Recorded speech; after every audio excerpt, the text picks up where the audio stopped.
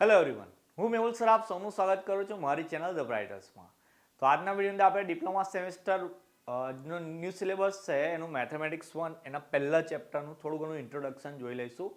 પહેલું ચેપ્ટર જે આપણું ડિટર્મિનન્ટ એન્ડ ફંક્શન એટલે ગુજરાતીમાં નિશ્ચાયક ને વિધેય છે. હું જોઉં છું કે આપણી ચેનલ પર ઘણા બધા વિદ્યાર્થીઓએ જે જૂના વિડીયો હતા જેમાં મેથ્સ 1નું પહેલું ચેપ્ટર છે એનો ઇન્ટ્રોડક્શનનો વિડીયો છે એ ઘણા બધા વિદ્યાર્થીઓએ જોયો છે અને આઈ થિંક બધાને આવડી બી ગયું હશે. પણ નવા સ્ટુડન્ટ છો, ડિપ્લોમામાં નવું એડમિશન લીધું છે તો થોડું ઘણું ઇન્ટ્રોડક્શન કરવા માંગતો હતો હું તમને. તો આ વિડીયો એટલા માટે જ છે, વિડીયો લાસ્ટ સુધી જોવો. જેટલી બી જરૂરી ઇન્ફોર્મેશન છે બધી તમને અહીંયાથી મળી જશે અને તમારી પાસે વિડીયો આવે તો તમારા જે નવા ફ્રેન્ડ્સ બન્યા હોય કોલેજમાં એમને બી શેર કરી આપજો, જેથી એમને પણ ઇન્ટ્રોડક્શન મતલબ કે જેટલી બી જરૂરી ઇન્ફોર્મેશન છે એ મળી જાય. તો પહેલાં એવું સમજીએ કે આપણું જે મેથેમેટિક્સ 1 છે કે જેની પ્લેલિસ્ટ હું બનાવી છે જેમાં બધા ચેપ્ટરના વિડીયો છે, પણ તમને એવું કહું કે એનું પેપર આપણું કેવું આવશે, કયા ચેપ્ટરમાંથી કઈ રીતે પૂછવાનું છે. એમાં જે આપણું પહેલું ચેપ્ટર જે છે ચેપ્ટર નંબર 1 એ ચેપ્ટર આપણું 18 માર્કનું છે અને એ જે 18 માર્કનું ચેપ્ટર છે એમાંથી તમારા 4 માર્ક્સના એમસીક્યુ આવશે. ઓકે, અને બીજા જે 14 માર્કના છે એના તમને દાખલા એટલે કે ન્યુમેરિકલ્સ આવશે.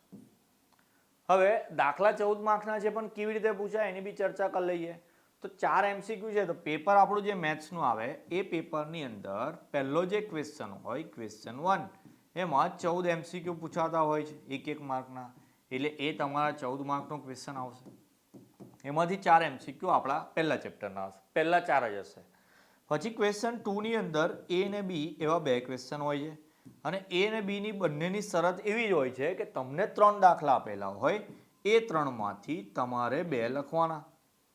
ઓકે, એમાં એની અંદર 3 માર્કના દાખલા હોય એટલે 3 માર્કના 2 એટલે ટોટલ કેટલા થઈ જશે 6, અને બીની અંદર 4 માર્કના દાખલા હોય એ બી થઈ જશે 4 માર્કના 2 એટલે 8.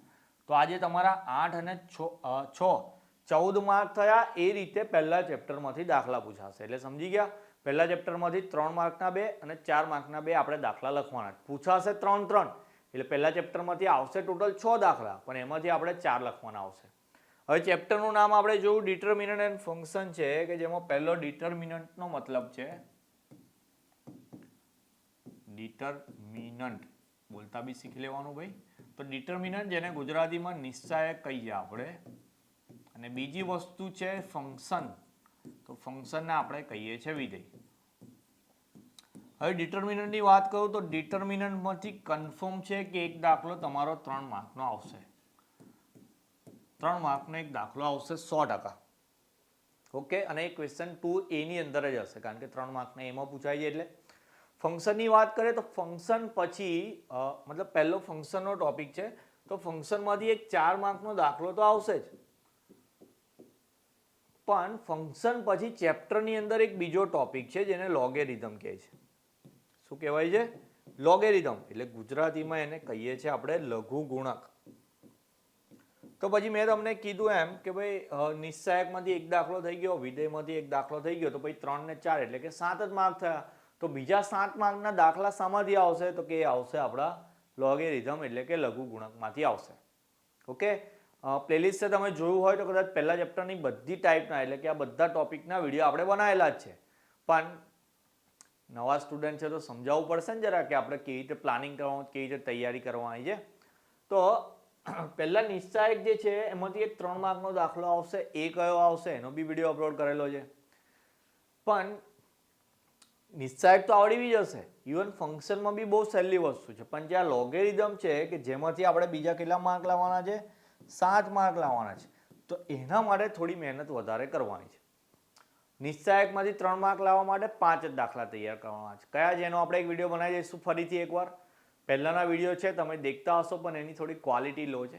અંદરનો કન્ટેન્ટ તો ક્વોલિટીવાળો જ છે, પણ સ્ટાર્ટિંગ હતું જરા લાઇટિંગનો પ્રોબ્લેમ હતો. તમે દેખતા હશો કે આમ બધું વ્હાઇટ દેખાય, પછી હું આમ જઈને થોડું લખું છું તો બ્લેક થઈ જાય છે, પણ દાખલા તો કમ્પ્લીટ જ સમજાયેલા છે. દાખલા બી તમને બોર્ડ પર તો કમ્પ્લીટ દેખાતા હશે. મેં ભલે બ્લેક થઈ જાઉં, તમારું ફ્યુચર તો વ્હાઇટ જ દેખાવાનું તમને. ઓકે, કારણ કે તમને દાખલા સમજ પડી જશે. તો નિશ્ચાયકનો જે 3 માર્કનો તમારો દાખલો છે એ 5 દાખલામાંથી જ આવશે. તો એના આપણે વિડીયો બનાવી દઈશું. તમે ઇન્ટ્રોડક્શન જોયું તો તમને નિશ્ચાયકનું મૂલ્ય કેવી રીતે શોધવાનું એ તો આવડી ગયું હશે. હવે ફંક્શનની અંદર તો કોઈ જ ફોર્મ્યુલા નથી, ફંક્શનમાં એક બેઝિક પ્રિન્સિપલ જ છે.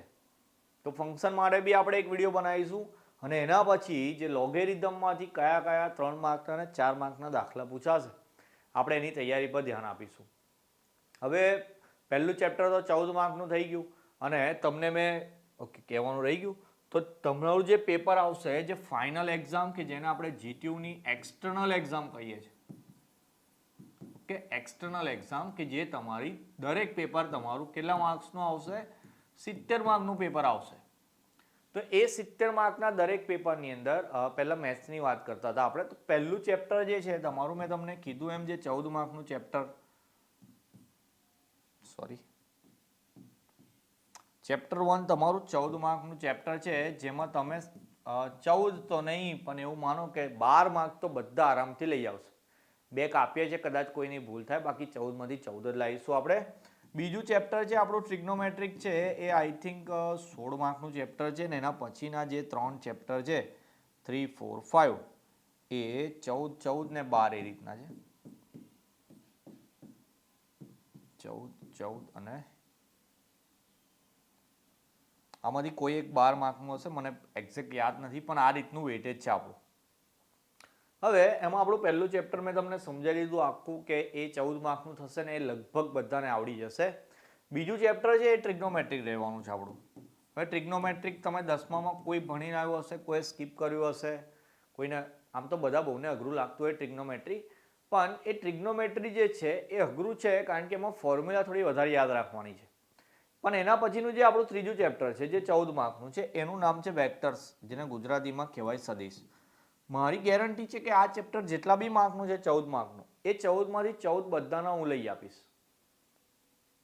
ઓકે, પહેલું ચેપ્ટર 18 માર્કનું, જો અહીંયા લખવામાં ભૂલ થઈ ગઈ, એવી રીતે લગભગ આ બી 16 કે 18 માર્કનું ચેપ્ટર છે. તો વેક્ટરની અંદર બી હું પૂરેપૂરા માર્ક લઈ આપીશ.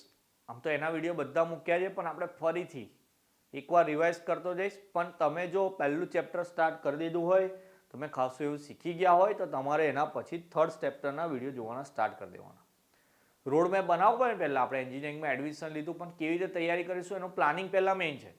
તો તમારે સૌથી પહેલાં મેથ્સમાં પહેલું ચેપ્ટર તૈયાર કરવાનું, એ થઈ જાય એના પછી 3rd ચેપ્ટરમાં જતું રહેવાનું. તો તમારા 18 ને બીજા 16 એટલે 34 થી 35 માર્કની તમારી તૈયારી, એટલે 50% થઈ ગઈ ને 70માંથી. તો 2 ચેપ્ટરમાંથી તમારી 50% તૈયારી તો આરામથી થઈ જશે. તો અત્યારે તમે પહેલું ચેપ્ટર સ્ટાર્ટ કરી લેજો જરા. એમાં પહેલો ઇન્ટ્રોડક્શનનો વિડીયો એટલે કે ડિટર્મિનન્ટની વેલ્યુ કેવી રીતે ફાઇન્ડ કરવાની એ જરા એટલું જોઈ લેજો. એના પછી મેં તમને એવું કીધું કે ડિટર્મિનન્ટ એટલે નિશ્ચાયકમાંથી કયા 5 દાખલા કરવાના કે જેમાંથી 3 માર્કનો એક દાખલો તમને પૂછાશે જ ને તમને આવડી જશે, એનો આપણે એક વિડીયો બનાવી લઈશું.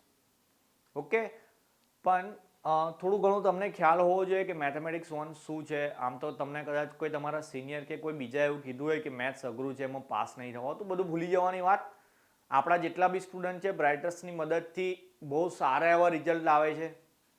ઓકે, કદાચ આપણી ચેનલ પર તમે વિડીયો જોયા હોય, કોમેન્ટ જોઈ હોય તો એમના રિઝલ્ટ બી તમે દેખજો કે બહુ સારા રિઝલ્ટ લવાય છે.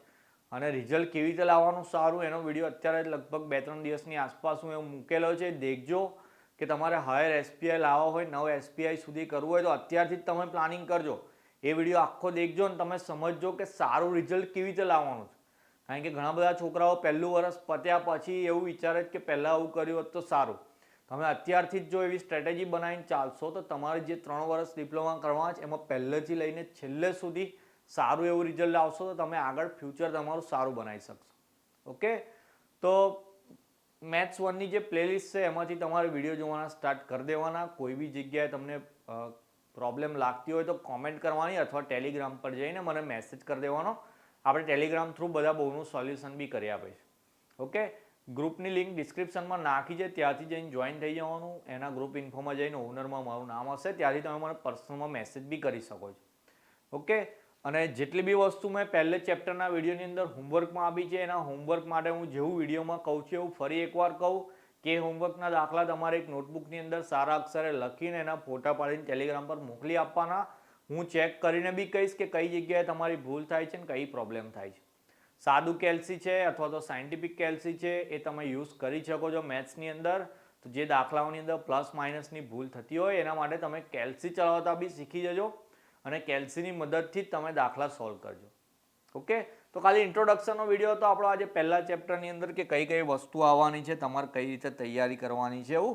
પણ હવે નેક્સ્ટ વિડીયોની અંદર આપણે ચેપ્ટર બી સ્ટાર્ટ કરી દઈશું, પણ ત્યાં સુધી મેં તમને કીધું એમ ઘરે બેસી નહીં રહેવાનું, જે વસ્તુના કામ કરવાના છે એ સ્ટાર્ટ કરી દેવાના. સૌથી પહેલાં મેથ્સની તૈયારી સ્ટાર્ટ કરજો.